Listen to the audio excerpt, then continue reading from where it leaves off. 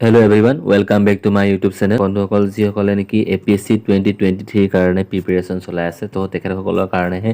এইটো video' so ইয়াতে ইতিমধ্যে অলপ আগত অসম চৰকাৰৰ মুখ্যমন্ত্ৰী মাননীয় মুখ্যমন্ত্ৰী ডক্টৰ হিমন্ত বিশ্ব ডাঙৰীয়াদেৱে ঘোষণা কৰিছে যে APSC যি অপচনেল পেপাৰ থাকে সো এইকেইখন পেপাৰ কাট কৰি দিয়া হৈছে অৰ্থাৎ এতিয়াৰ পৰা অৰ্থাৎ 2023 এক্সামৰ পৰা APSC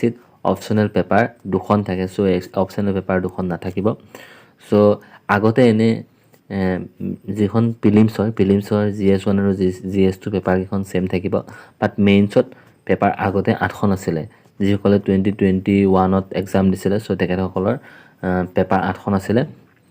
সো ফাৰ্ষ্ট পেপাৰখন আছিলে এছে সেকেন্ড থাৰ্ড ফ'ৰ্থ ফিফথ আৰু ছিক্সথ অৰ্থাৎ যি পিছৰ 5খন সেই 5খন পেপাৰ জেনেৰেল ষ্টাডিৰ ওপৰত আছিল আৰু ইয়াৰ সিলেবাছবিলাক বেলেগ বেলেগ আছিলে আৰু 7 আৰু 8 অপশন পেপাৰ 7 আৰু পেপাৰ 8 কেইখন অপশনেল সাবজেক্টৰ ওপৰত আছিল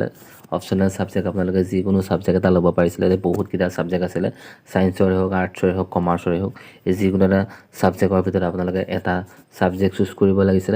আৰু ইয়াতে মুখ্যমন্ত্ৰী ডাঙৰীয়াদেৱে ঘোষণা কৰিছে যে যিবিলাক সায়েন্সৰ সাবজেক্ট হয় সেইবিলাকত মাৰ্কস উঠাবলৈ হয়তো অলপ যথেষ্ট সুবিধা হয় সো তেখেতসকলে সেই কাৰণে হয়তো তেখেতসকলে সেই অপশনেল পেপাৰটো নাইকিয়া কৰি দিছে সো এই ভিডিঅ'টো শেষলৈ আপোনালোকে চাই থাকিলে গম পাব লাষ্টত মই তেখেতে কি কৈছে মই গোটেইখিনি আপোনালোকক শুনাবলৈ ট্ৰাই কৰিম সো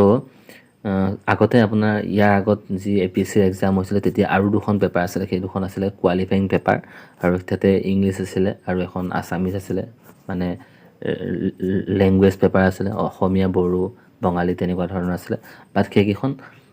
কাট কৰি দিয়া হৈছিলে APSCৰ পৰা ঠিক তেনেদৰে এতিয়া আকৌ অপশনেল পেপাৰ কেইখন কাট কৰা হৈছে ইয়াৰ ৰিজনটো হৈছে যে কিছুমান সায়েন্সৰ সাবজেক্টত মাৰ্কসটো যথেষ্ট বেছি উঠে আৰ্টছৰ সাবজেক্টতকৈ সো সেই কাৰণে সেইটো নাইকিয়া কৰি সকলোৰে লগত সেম কৰিব বিচাৰিছে আমাৰ মুখ্যমন্ত্ৰী ডাঙৰীয়াদেৱে সো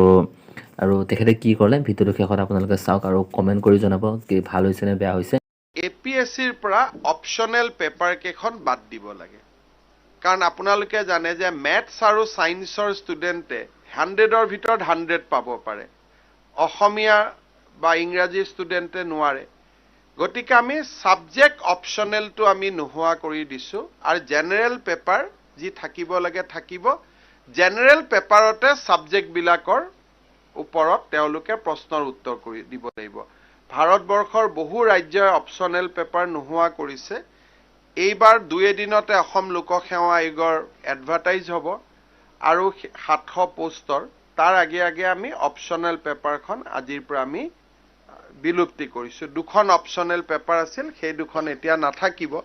গতিকে এটা সাবজেক্ট স্পেসিফিক পৰীক্ষা নহব এজন ল'ৰা ACS হবৰ কাৰণে তেওঁৰ সামূহিক জ্ঞান থাকিব লাগিব সকলো সাবজেক্টৰে অলপ অলপ জ্ঞান থাকিব লাগিব APSCৰ চেয়াৰম্যান আৰু মেম্বাৰ সকলকো আজি আমি তেওঁলোকৰ মৰ্যাদা আমি যথেষ্টখিনি বৃদ্ধি কৰিছো যাতে তেওঁলোকে সপ্তম বেতন আয়োগৰ দৰমহা পাব পাৰে আজি কেবিনেটত আমি আৰু এটা গুৰুত্বপূৰ্ণ সিদ্ধান্ত গ্ৰহণ কৰিছো যে গ্ৰেড 1 আৰু 2 পোষ্ট চাকৰিটো